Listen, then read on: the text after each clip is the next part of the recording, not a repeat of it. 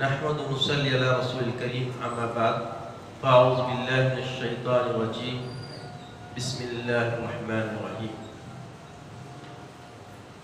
شاوروا في الأمر وإن عزمت فتوكل على الله إن الله مع المتوكلين صدق الله العظيم وصدق رسوله النبي الأمين الكريم من الشاهدين والشاكرين.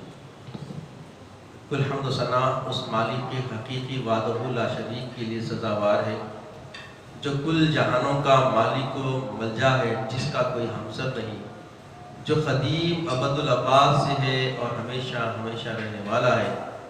میں گواہی دیتا ہوں کہ نہیں ہے کوئی معبود برحق لائق عبادت سوائے جل مجدہ کے، اور میں یہ بھی گواہی دیتا ہوں کہ محمد عربی صلی اللہ تعالیٰ علیہ وآلہ وسلم اللہ کے بندے اور خاص رسول ہیں.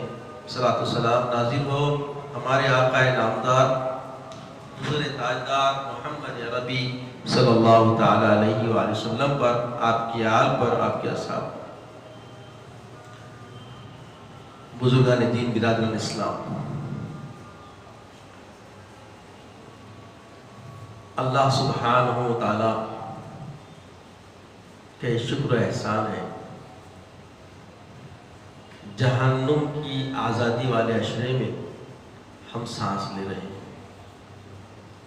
اور اس امید کے ساتھ کہ اللہ سبحانہ و تعالی ہمیں اپنے رمضان کے مقبولین بندوں میں شامل فرمائے گا، اور ہم اس عزم کے ساتھ اللہ کی بارگاہ میں حاضر ہو رہے ہیں کہ اللہ سبحانہ و تعالی ہمیں توفیق بخشے گا کہ جتنی تطہیر رمضان نے اپنی برکتوں سے، اپنی نوازشات سے ہم پر اللہ تعالیٰ کی جو رحمت برس رہی تھی، اس کے توسط سے جو خوش اخلاقی، خوش طبع، خوش مزاجی اور اللہ اس کے رسول کی رضا جوئی کے کام پر جو گامزن کر دیا ہے، اس پہ ہم استقامت کے ساتھ قائم رہنے کی پوری کوشش اور کاوش کریں.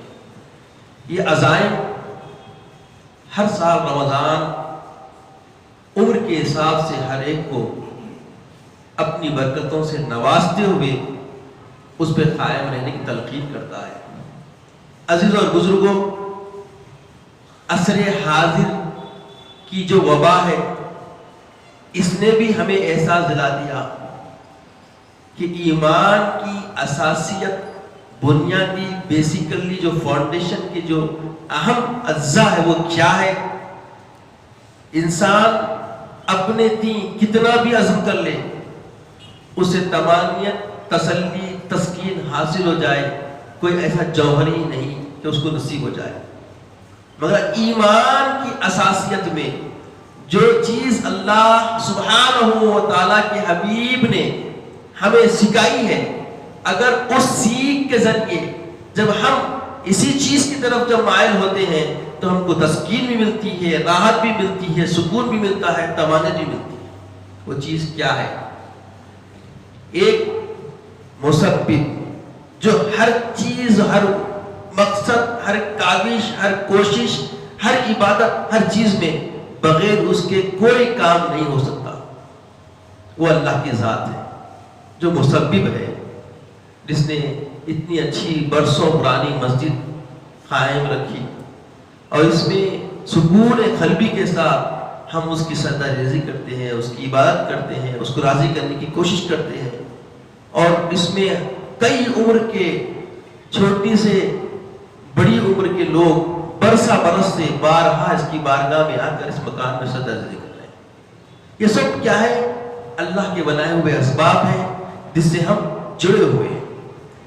یہ مسبب کا کار، یہ مسبب کا معاملہ خود مسبب فرماتا ہے کہ جب تک تم اسباب کو اپنے طور پر مہیا نہیں کر لو گے، اسباب کو حاصل کرنا، اسباب کو مہیا کرنا، اسباب سے جڑنا، اسباب کو اختیار کرنا، یہ تمہاری محنت اور تمہاری کاوش اور تمہارے ارادے اور تمہارے عزائم پر منحصر ہے.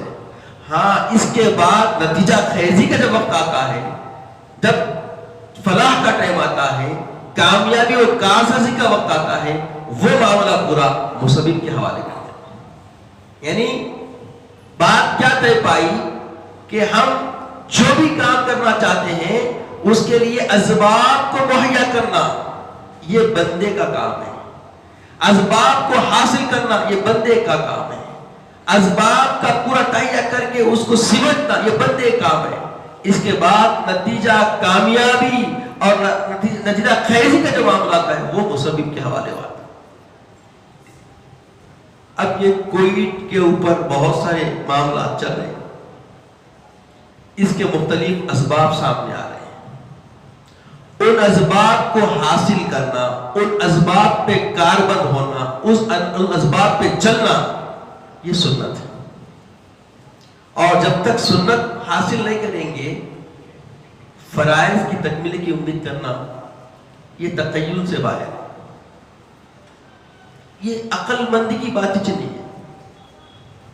اللہ کے رسول کی بارگاہ میں ایک صحابی رسول تشریف لائے، بہت دور سے آئے تھے، تو اللہ کے رسول نے ان سے سوال فرمایا تم نے سواری کو کہاں باندھا، کہاں چھوڑ کر آئے؟ کہا کہ توکل اللہ، میں اللہ کے بھروسے چھوڑ دیا۔ تو اللہ کے رسول نے حکم فرمایا اولا حقیقا قل توکلت علی اللہ، پہلے کھوٹے سے باندھ پھر اللہ پہ بھروسہ کیا ہوا۔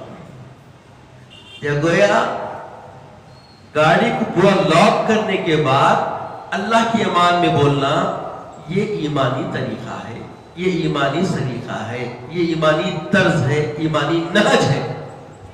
آپ گاڑی لاک نہ رکھیں گے، اس کو لاک بھی نہ رکھیں گے، کھلا چھوڑ کے آئیں گے اور مسجد میں آ کے بولے توکل اللہ، میں اللہ کے بھروسے چھوڑ دیا، تو یہ خود اپنے طور پر ہم دھوکے میں ہیں، نہ یہ ایمان کا تقاضا ہے نہ ایمان والوں کا یہ شعار ہے۔ تو بتایا گیا کہ جب آپ جس مقام پر ہیں وہاں کے جو تقاضے ہوں ان تقاضوں کو پورا کرنا جو اسلام کی مخالفت میں، اسلام کی آڑ میں، اسلام کے خلاف میں نہ ہو تو مان لینا، ان کو عمل آوری کرنا یہ بھی ایمان کا تقاضا ہے۔ تو اب جو بات ہمارے سامنے آتی ہے، پچھلے لاک ڈاؤن میں بھی بہت سارے معاملات علماء بولے تو لوگوں نے علماء پہ مختلف طنز کیا، جذبے میں آ گئے، بولے کہ اب موقع ہے، اب نماز پڑھنے کا ٹائم ہے۔ سادے وقت، امن کے وقت، آرام کے وقت، راحت کے وقت کوئی مشکل نہیں، کچھ نہیں، دعوت ہو رہی حی علی الصلاۃ حی علی الفلاح، چبوتروں پہ غپ شپ، پان کے ڈبوں کو پچک پچک، ہوٹلوں میں سٹ سٹ چل رہا، پرواہی نہیں تھی۔ اور کئی ابتریاں ایسے بھی تھے مختلف طریقے سے مہوے نظر تھے، اپنی نظریں گاڑے ہوئے، اذان کی فکر نہیں۔ یہ طرز ہماری زندگی کا قرینہ گزرا ایک وقت، اور جب تسلط ہو گیا، پابندی ہو گئی، مسجدوں میں جانے کے لیے پابند کر دیا گیا حکومت کی طرف سے، اب دیکھو جی چور دروازے سے گھس کے نماز پڑھے، علماء بولے نماز نہیں ہوتی بھائی، نماز ایسا مت پڑھو، نہیں نماز سے روک رہی۔ ارے جب تک وہ عام تھا، اذن عام تھا، تیری اختیار میں رہا، تب تو کوشش نہیں کرا۔ تو یاد رکھیے ایسے ہی حالات بننے والے ہیں کہ ہم دیکھتے ہی دیکھتے غفلت میں رہیں گے اور اللہ سبحانہ و تعالیٰ توبہ کا دروازہ بند کر دے گا، اس کے بعد گڑ گڑائیں گے، تڑپیں گے کہ مولا معافی دے دے، مولا مغفرت دے دے، مولا بخشش دے دے۔ کوئی بخشش قبول نہیں کی جائے گی، کوئی معافی نہیں ملے گی۔ جو کہ غفلت میں رہیں گے تو مارے جائیں گے، اگر بیدار رہیں گے، کامیاب رہیں گے، کارساز رہیں گے، اللہ کی طرف سے تمہارے ساتھ مدد رہے گی۔ عزیز اور بزرگوں، آج لوگ غفلت کے در میں مارے جا رہے ہیں، یا تو ڈر کے مارے جا رہے ہیں۔ ارے ڈر کس بات کا ہے؟ یقیناً وَإِذَا مَرِضْتُ فَهُوَ يَشْفِينِ، جب بیمار ہوتے ہیں تو شفا دینے والا کون ہے؟ یقیناً وہ ہے، مگر اسباب کے بغیر اس کو شافی مانتے ہیں تو تمہارا یہ تقیل دین کے خلاف ہے، ایمان کے خلاف ہے، نظریات سنت نبویہ کے خلاف ہے۔ اللہ کے حبیب نے، معلم انسانیت نے جس طرح کی تعلیم دی ہے، جس طریقے سے دین کو تمہارے حوالے کیا ہے، تمہارے سپرد کیا ہے، اسی دیانتداری سے اس کو قبول کرنا، اس پہ عمل آوری کرنا اور اس پہ چلنا، یہ ایمان کا تقاضا ہے، یہ ایمان کا قرینہ ہے، یہ ایمان کا نہج اور طرز ہے۔ عزیز اور بزرگوں، اب اکثر ادبا جو مسلمان ہیں، اکثر ڈاکٹر یہ رہنمائی کر رہے ہیں کہ بھائی ویکسین لیجیے، ویکسین کے اندر کووڈ شیلڈ جو ہے بہت زیادہ بہتر ہے، جو ابھی ابھی آئی ہے، اس کو اختیار کرنا ہے کہ کیا ہے. شیلڈ کا مطلب دفاع کے لیے جو ڈھال ہوتی ہے، کووڈ جو یہ بیماری ہے یعنی بیماری کی ڈھال کے لیے کچھ اتباع اس کی تحقیق کی ہے، محققین اس کو لینے کے لیے عمل کیا، مختلف گوشوں سے باتیں آئی اور اس کی نظر اچھے ہو گئے کہ بھائی نہیں اس میں یہ ہے وہ ہے. ہمارے نظریات بھی کچھ دن پہلے ایسے ہی تھے، مگر بڑی تحقیق سے، نقادیت سے، تنقید کے ذریعے جائزہ لیا گیا تو معلوم ہوا کہ اس میں کچھ مدافعت کا مادہ رکھا گیا ہے، اس کو لینا بہتر.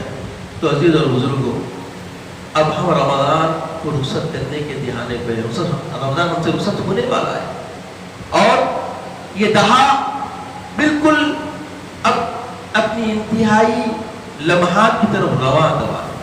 تو عزیز اور بزرگوں، یہ پیغام اس لیے آپ کے سپورٹ کر رہا ہوں، غفلت میں مت رہیے. غفلت کا کوئی ساتھی نہیں ہوتا، غافل کا کوئی مددگار نہیں ہوتا. خود پروردگار عالم بھی غافل کا ساتھ نہیں کرتے.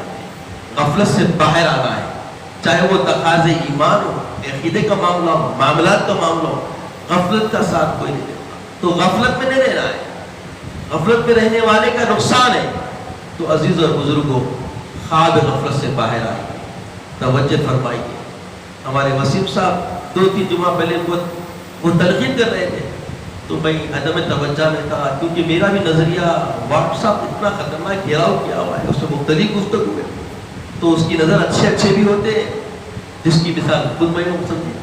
مگر آج یہ بات کا نتیجہ معلوم ہو گیا، خاندان کے بالکل قریبی کئی لوگ رخصت ہو گئے، بڑے بزرگ لوگ چلے جا رہے ہیں.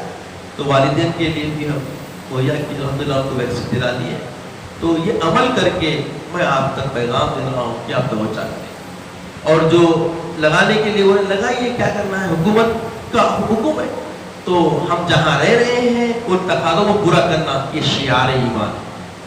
یہ شعار ایمان ہے، ایمان کا ایک صفت ہے یہ، ہم اس کو اختیار کریں. اور مسجد میں یاد رکھیں، اگر ہم بیمار ہیں، بھائی بیمار ہیں تو اللہ کے رسول کی سنت کیا ہے، دوسروں کو بچانا ہے اپنے سے. ہم بیمار ہیں کہ کئی لوگ ایسے ہیں کووڈ کے مریض معلوم بھی ہوگا تو شرمندگی سے لوگوں کو معلوم ہوا تو لوگوں کیا بولتے کہ جا رہے ہیں، لوگوں سے مل رہے ہیں، لوگوں کو یہ جو اخلاق ہے نا اس سے بچنا ہے. جب ہم کو معلوم ہو گیا ہم بچیں، کسی کو ہے معلوم ہو گیا تو احتیاط برتیں. کیوں کہ یہ بھی رسول کی سنت ہے. ایک موقع ہے کہ مصافحہ کرنا سنت ہے. کیوں کہ مصافحے کے بارے میں المصافحۃ تذهب الغل والشحنہ، مصافحہ دل کے کینے کپٹ کو دور کر دیتا ہے. یہ عام حالات کا حکم ہے. عام طور پہ آپ جب کسی سے ملاقات کریں کہ ہر مسلمان سے جب ملاقات کرے تو وہ مصافحہ کر لیا کرے، کیونکہ دل کا کینہ کپٹ چلے آتا ہے. یہ محنتوں سے نہیں آتا، مگر مصافحے سے اس میں عاجزی ہوتی. اور مصافحہ یہودیوں کی طرح مت کیجیے، سنت طریقہ دو ہاتھ سے کیجیے. اس میں عاجزی ہے، دو ہاتھ سے کرنا گویا سامنے والے کو ایک ریسپیکٹ دینا ہے، توقیر کرنا ہے نا. تو بتایا گیا کہ مصافحہ عام طور پہ کیا ہے، دل کے کینے کا پٹ کو دور کرتا ہے.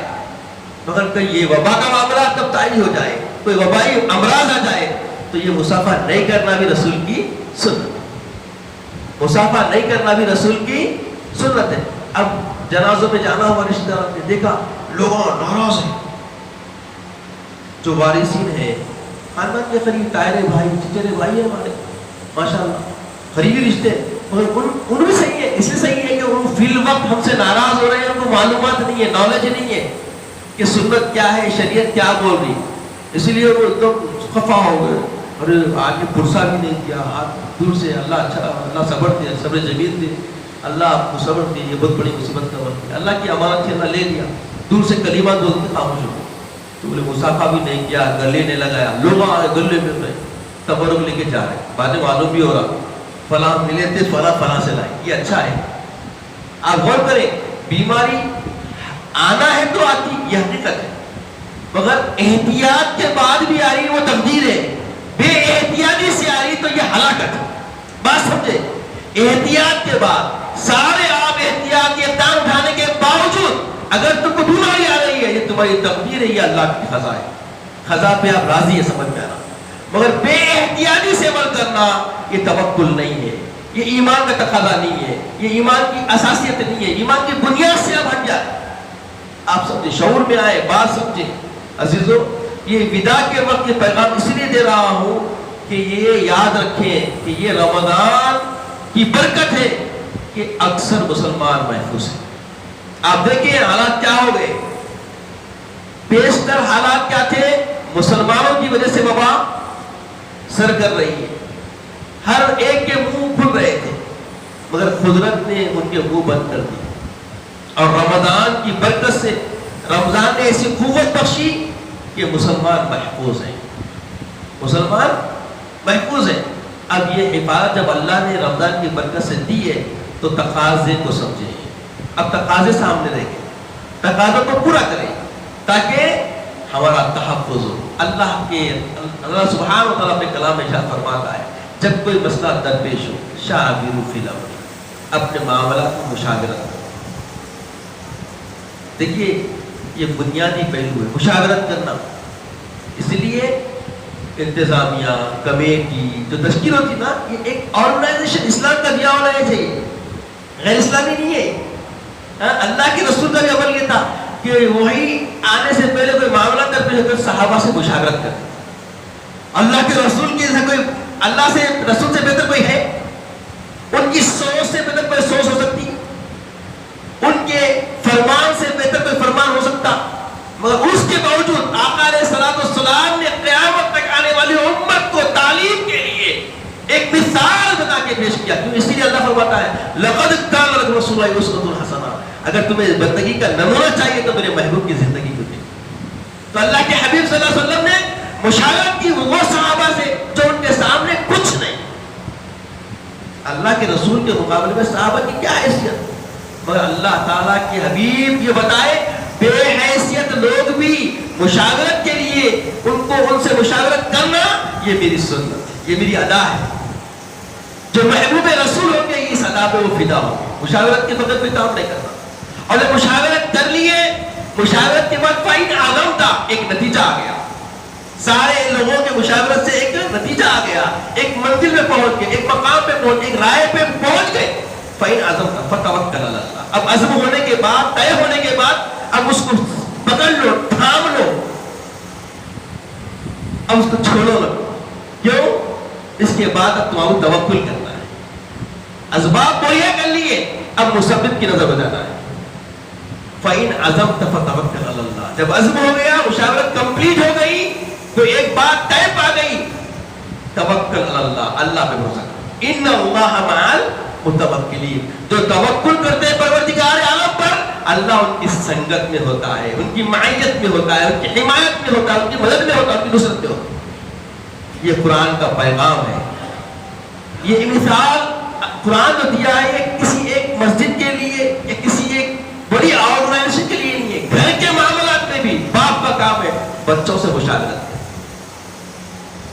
اور بیٹوں کا بھی کام ہے کوئی معاملہ آیا بھائیوں کو بٹھا کے باہر بڑا مشورہ کرنا.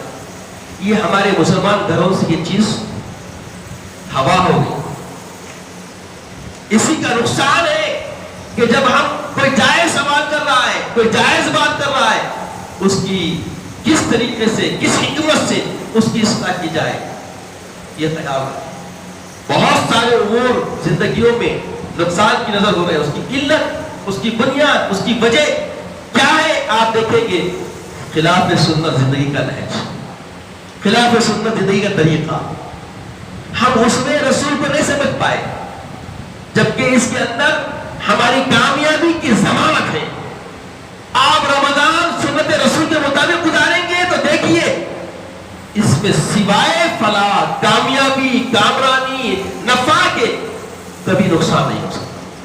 سب سے بڑی بات کہ دیکھیے رمضان آیا، شدت کی دھوپ تھی، آج 4-5 رمضان سے یہ خاکسار کا مشاہدہ ہے. شاید آپ بھی غور کریں گے کہ رمضان میں جب گرمی کی شدت ہو رہی ہے اللہ سبحانہ وتعالیٰ بارش فرما جاتا، ماحول بدل جا رہا. گا تو یہ اللہ کی حمایت نہیں ہے. اللہ تعالیٰ ہم پہ کرم فرما ہے, یہ رسول کا صدقہ ہے, رسول کا تصدق ہے. تو عزیز اور بزرگوں, اب جمعہ کو یہ ایک ہمارے رمضان کا آخری جمعہ ہے.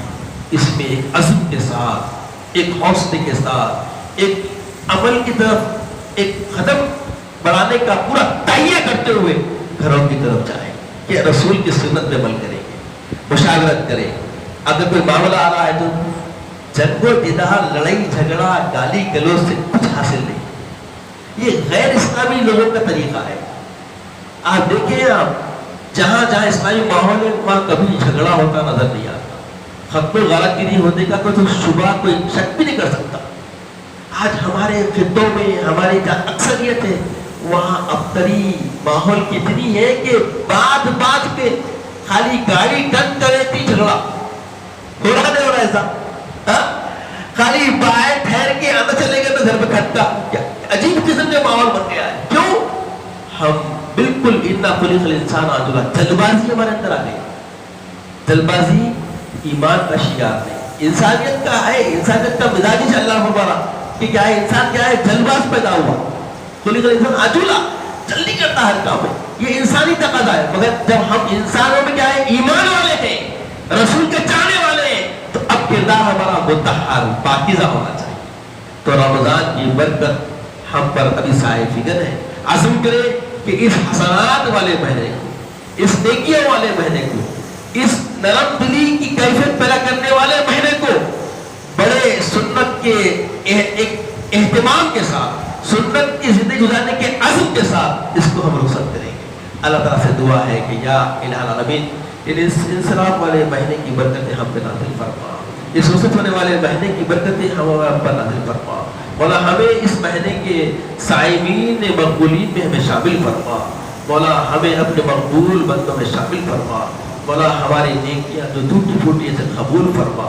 مولا جو ہمارے رفقا, ہمارے عزیز, ہمارے محبین ہمارے ساتھ جو تیری بارگاہ میں ہر سال ودا کے موقع پہ رہتے تھے, مولا جو پردہ کر کے ان کی مغفرت فرما, ان کو اعلیٰ سے اعلیٰ مقام عطا فرما, ان کو اپنے رحمت میں آغوش میں لے لے. مولا ان کی قبروں کو وسیع فرما دے, ان کو اعلیٰ سے اعلیٰ مقام عطا فرما. مولا جو بحیات ہیں ان کو زندگی کی راحت عطا فرما, ان کی زندگی میں برکت عطا فرما, ان کی عمر دراز فرما. مولا جو ہمارے والدین کی عمر کے ہیں مولا, مولا ان کی حفاظت فرما. مولا ہم تمام ایمانی بھائیوں کی مدد فرما, ہم سب کے جائز مقاصد پورے فرما. ہمارے عزم استقلال میں مولا حوصلہ عطا فرما. مولا استقلال دین پہ قائم رہنے توفیق عطا فرما. دین کا دینداری والا کردار ہمیں عطا فرما.